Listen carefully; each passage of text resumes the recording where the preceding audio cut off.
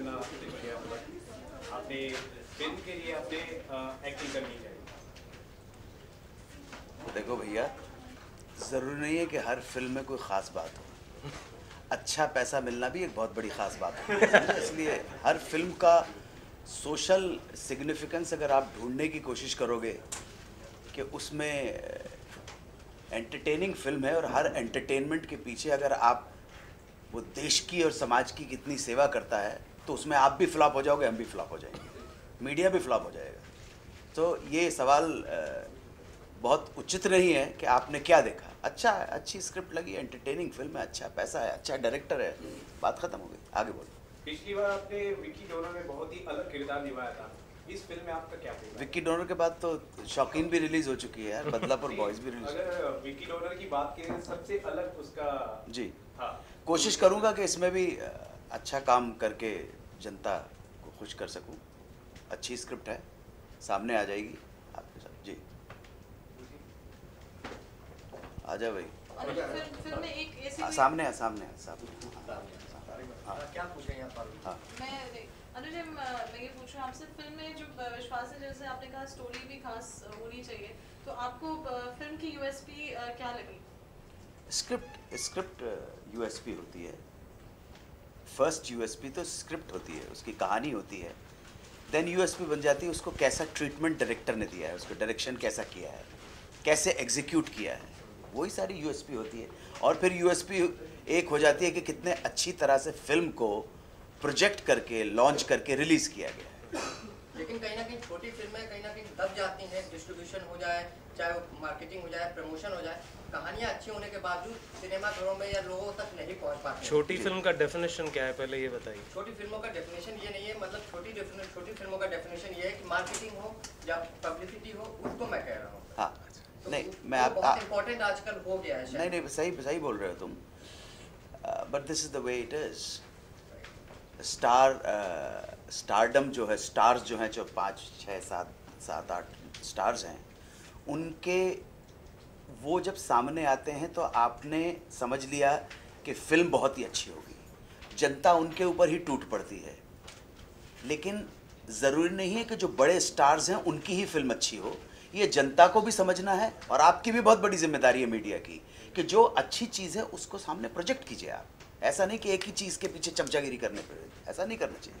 Vicky donor से पहले आप कहीं ना कहीं इंडस्ट्री से थोड़ा सा झिलमिल हो गए थे, गायब से हो गए थे, लेकिन उसके बाद जो आपकी एंट्री हुई है, विक्की डोनर हो गई, शौकीन हो गई, और अब ये फिल्म आ रही है। देखो ऐसा है, फिल्में कॉमेडी आपने की हैं, तो क्या आगे चल के आप क्या एक्शन या कुछ ऐसा विलेन टाइप के रोल आप करना चाहेंगे? आप कह रहे हैं कि अगर स्क्रिप्ट अच्छी होगी। देखो भाई, ऐसा है कि कभी काम नहीं मिलता है, ठंडा पड़ जाता है करियर, कभी एक काम अच्छा निकल जाता है तो कुछ चीज़ और फिल्में मिलने लगती हैं। ये अप्स एंड डाउन्स करियर्स में चलते रहते हैं। मैं मुंबई शहर में 33 साल हो रहे हैं, ये मेरा घर है, समझे ना, ये मेरी कर्म भूमि है, ये मैं यहीं पर हूँ, मैं कहीं गया नहीं हूँ। ऐसा नहीं हूँ कि कोई राजस्थान में जाके कहीं सेटल हो गया हूँ, ये मेरी कर्म भूमि है, यहीं पर रहता हूँ। कभी अपॉर्चुनिटी आ जाती है, आ गई विक्की डोनर के रूप में। आज से 21 साल पहले, 22 साल पहले अंताक्षरी के रूप में एक अपॉर्चुनिटी आ गई, और अगर वो नहीं आती तो 5,000 रुपये मिल रहे होते। तुम लोग सामने 5 कैमरे भी नहीं लगाते मेरे सामने, समझ रहे हैं? सो अप्स एंड डाउन्स चलते रहते हैं, आप सबकी लाइफ में भी आएंगे। अभी मीडिया का बड़ा, आपने देखा ना, शशि थरूर ने मीडिया की ऐसी तैसी कर रखी है अभी।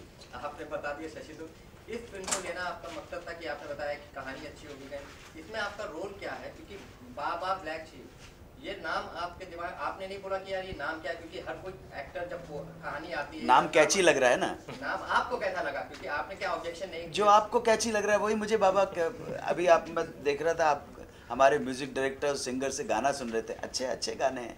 सो जब फिल्म बन के सामने आ जाए, अच्छी तरह से रिलीज हो जाए, आप मीडिया का सहयोग हो और जनता का प्रेम हो, बस बात और में क्या है। आपको किसी भी फिल्म को आप शोले बना सकते हो। नहीं, अरे भैया, तुम लोग बड़े चतुर, चालाक, चौकस, चमत्कारी हो।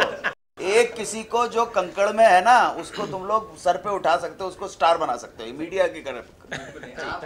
आपका फन है, आपका आर्ट है जो आपको यहाँ तक। अरे भैया, आर्ट तो 33 साल पहले भी था, लेकिन अभी जाके तभी आपको हमने तेजाब में देखा। जी So, इस फिल्म इंडस्ट्री से जुड़े हुए हैं, कभी आपका दिमाग नहीं गया as a singer? Amitabh Bachchan का गया है, अनुपम जी ने गाया, आप कभी? मैंने 22 साल पहले आशा भोसले जी के साथ एक गाना गाया था श्रीमान आशिक में, और कमाल की बात है वो गाना पिक्चराइज अनुपम खेर के ऊपर है, मेरी तो उनके लिए गाया था।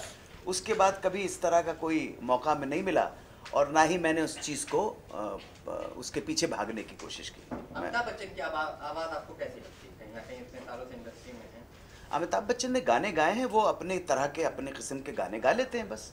तो अगर उनकी आवाज़ की बात करूं तो आजकल तो कोई भी सिंगर बन सकता है। आज तो कुछ भी आप सिंगर बन, आपको सिंगर बना दूंगा। आज सिंगर बनने के लिए कलाकारी की ज़रूरत नहीं है, पैकेजिंग की ज़रूरत होती है, और बाकी पैकेजिंग के साथ साथ मशीनों की ज़रूरत होती है। मशीनें सही हैं आपके पास, आपका अरेंजर सही है, तो सिंगर बनने में क्या। आप बताओ, आपके ड्राइवर को सिंगर बना दूंगा। तो कहीं ना कहीं पहले ज़्यादा मुश्किल होती होगी, क्योंकि एक ही अगर कट होता होगा तो कहीं ना कहीं रफी साहब ना सिर्फ टेक्नोलॉजी की वजह से, जो कंपोजिशन का जो स्वरूप है वो बड़ी टेक्निकल बातें हैं। जो कंपोजिशन जिस तरह की आ रही हैं उनमें इतना चलत फिरत का काम नहीं है, और सारी की सारी जो कंपोजिशन बनती है और जो आपके सामने आती है उसमें बहुत कुछ योगदान उस मशीन का रहता है, ध्यान रखना आप। सर, एक विभाग बनाया गया है सेंसर बोर्ड, आपको लग रहा है कि नाम ऐसा है नहीं? अगर साधु बाबा के ऊपर हुई, जो कि अभी बता रहे डायरेक्टर साहब की नहीं है, आजकल साधु बाबा के मतलब साधु बाबा के ऊपर फिल्में बहुत बनने लगी। अच्छा अच्छा। तो कहीं ना कहीं वो विवादों में फंस जाती है, कोई आके ऑब्जेक्शन कर देता, चाहे वो पीके की फिल्म ले लीजिए या चाहे मैसेंजर ऑफ गॉड ले लीजिए। हाँ। आपको डर नहीं लगता कि जब ऐसी चीजें होती हैं एक सेंसर बोर्ड को भी झुकना पड़ता है? डेमोक्रेसी समझते हो ना, प्रजातंत्र। प्रजातंत्र तब खतरे में पड़ता है जब पैरेलल गवर्नमेंट्स चलने लगती हैं। पैरेलल गवर्नमेंट्स मतलब एक किसी अथॉरिटी ने एक्स ऑर्डर पास किया, एक दूसरे अथॉरिटीज़ खड़ी हो जाती हैं और वो कहती हैं नहीं ये ऑर्डर गलत है, तब प्रजातंत्र हमेशा ख़तरे में आ जाता है।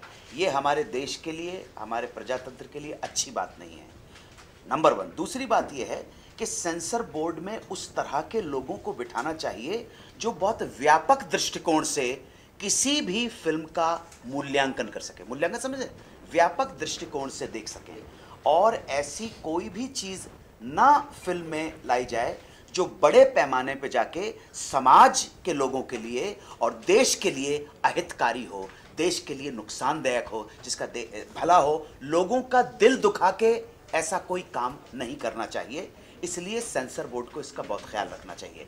फिर जो जनता है या इस तरह के ग्रुप्स हैं, उनको भी इस बात का आदर रखना चाहिए कि ये सेंसर बोर्ड पूरे भारतवर्ष का बनाया हुआ है, इसमें एक ट्रांसपेरेंसी रहनी चाहिए। सेंसर बोर्ड ने जो डिसीजन लिया है, ये जो माननीय उच्च न्यायालय ने जो डिसीजन लिया है, वो फाइनल है, तो इसका हमको आदर